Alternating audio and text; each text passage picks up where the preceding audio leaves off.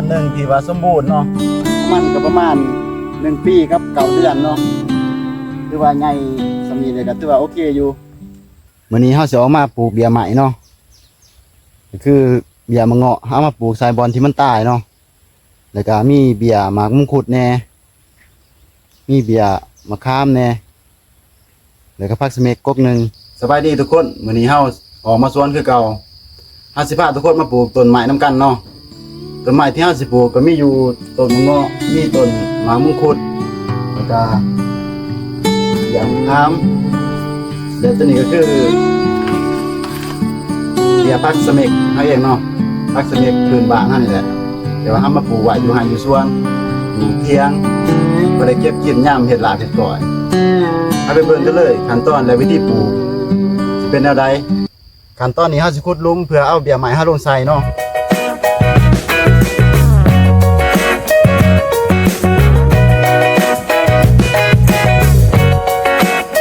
หลังจากที่ขุดหลุมแล้วเฮาจะเอาต้นไม้เฮาลงเนาะแต่ก่อนเฮาจะเอาต้นไม้เฮาลงเฮาจะมาสีต้นยางอยู่ออก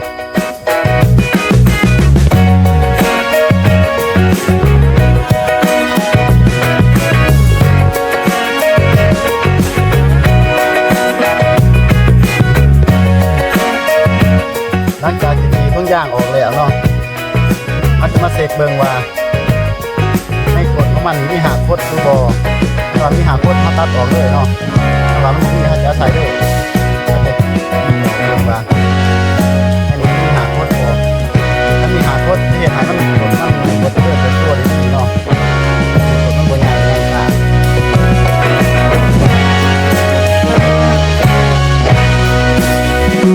หลังจากที่เขาบีเบิ่งหากคดแล้วมันบ่มีหากคดเนาะเขาจะเอาลงคุ้มเลย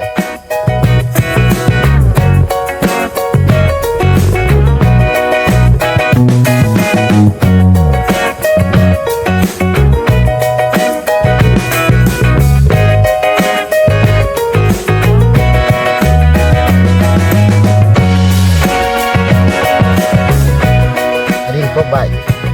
ถ้าจะโคมโลกทั้งทางให้มันแน่นเนาะแต่ถ้าจะโคมบอลเบามันพอมันเห็ดให้หามันขาดเนาะปัญหามันขาดเห็ดให้มันจะเริ่มเติบโตได้ซ่ามันก็สงัดในการเติบโตหลังจากที่ปลูกแล้วจะปากรักนี่ไว้เนาะเพื่อว่าเป็นการง่ายในการสังเกตเพราะว่าปลูกมันใส่ทั้งทางปลูกมันใส่ทั้งทางอยู่เวลามันใหญ่อาจจะสังเกตเห็นง่ายเนาะขั้นตอนนี้ขั้นว่ามันแดดแห้งเนาะอาจจะใส่เฟืองคุ้มนาดินนี่ก็ได้แต่ว่านี้มันหอดยามพ้นแต่เขาคุ้มก็ได้เพราะว่านาดินมันมีความชื้นแล้วมีความชื้นแล้วเป็นนาดินตัวแห้งคือว่าต้นนี้ก็สำเร็จไปเนาะสำเร็จไปแล้วต้นหนึ่ง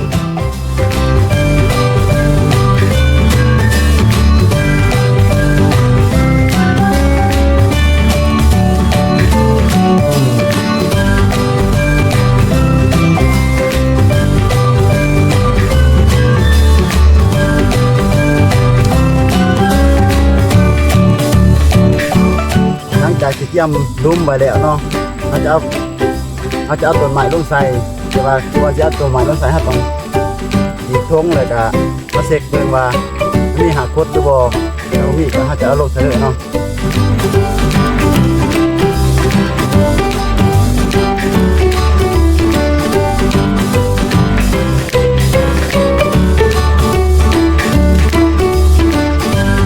ตอนนี้เอาตรงออกเนาะถ้ามาเช็คเบิ่งคือเก่าว่ามันมีหากคดหรือบ่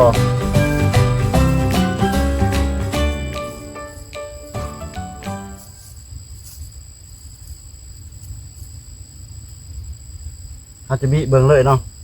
ขั้นตอนตัวนี้บทตรงยานว่ามันจะตายหรือว่ามันจะแตกเนาะอาบีเบิ่งว่ามันมีหากคดหรือบ่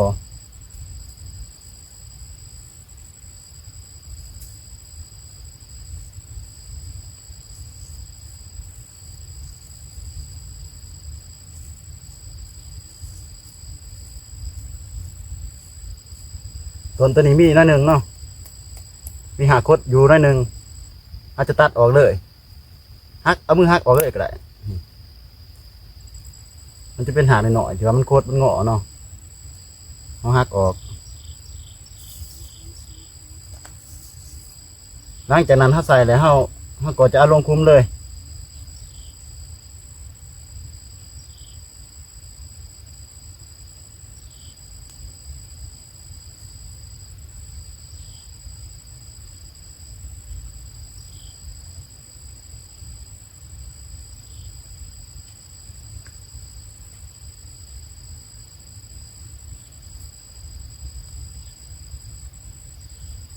หลังจากที่ทมแล้วเขาจะกดลงในแหนเนาะทั้งขางกดเขาจะกดทั้งขางเนาะกดลงทั้งขางเขาจะบุกดเบามันโดยตรงเพราะว่ามันเสียในหางมันขาดเลยหางมันแตกได้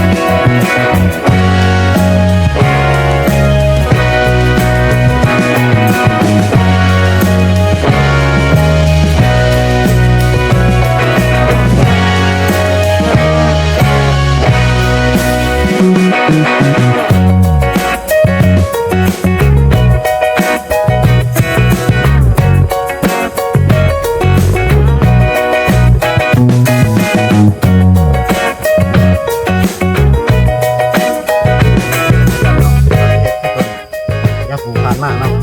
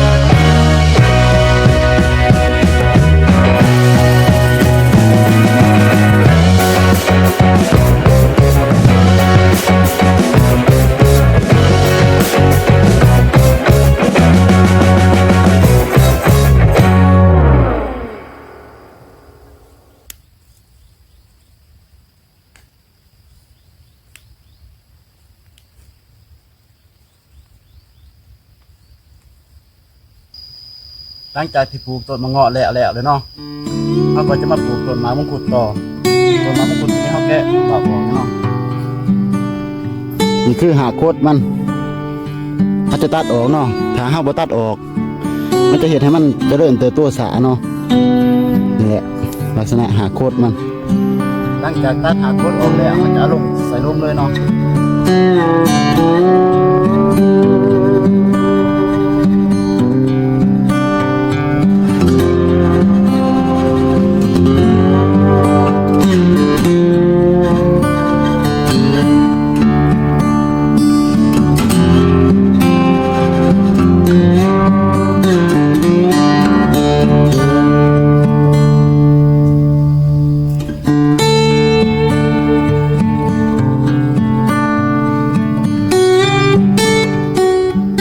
สิไม่เทียมหอยการปลูกต้นมะม่วงขุดเนาะ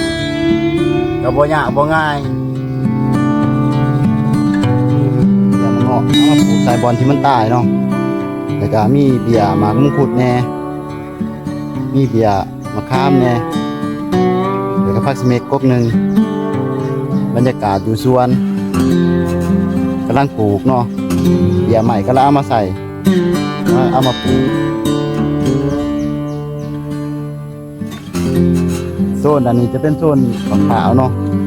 เป็นมะพร้าวไฟมะพร้าวไฟมะพร้าวแดงอันนี้ก็คือเขาปลูกแล้วเป็นแถวเลยเนาะแถวเป็นชุดเป็นเลย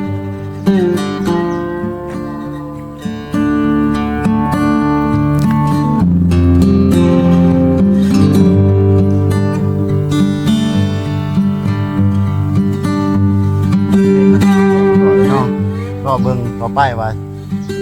มันสิใหญ่สาหรือใหญ่ไว้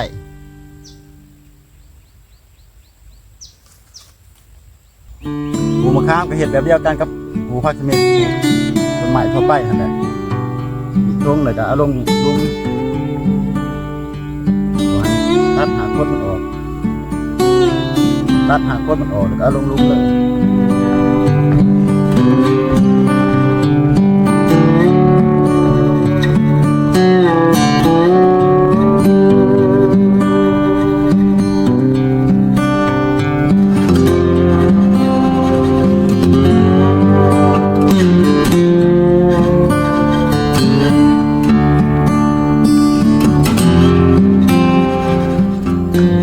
มันเยี่ยมหอยเนาะมัน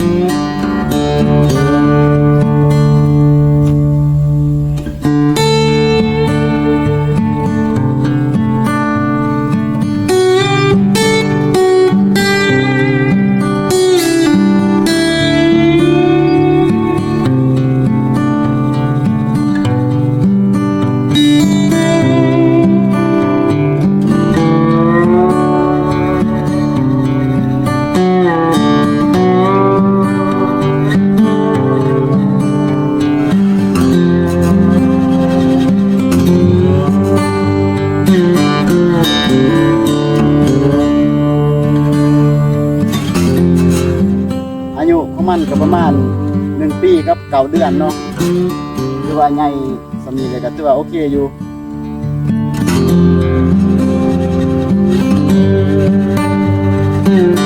เรื่องก็เป็นอีกตัวหนึ่งที่ว่าสมบูรณ์เนาะพวกมันเป็นใหญ่สมบูรณ์แล้วก็งาเป็นทรงพุ่มสวยงามเลยตัวนี้ปลูกพร้อมกันนั่นแหละตัวนี้ก็ตัวนั้นจะปลูกพร้อมกันแต่ว่าตัวนี้จะเป็นทรงพุ่มจะบ่สู้ตัวนั้นเนาะสาเหตุที่ว่าตัวนั้นสูงก็ย้อนว่ามันต้นนี่แหละปลูกมันต้นใส่ไก่ลายเฮ็ดให้มันสูงขึ้นเถิงแล้วตัวนี้งามันตาออกมามันเป็นทรงพุ่มสวยงามเลยตัวนี้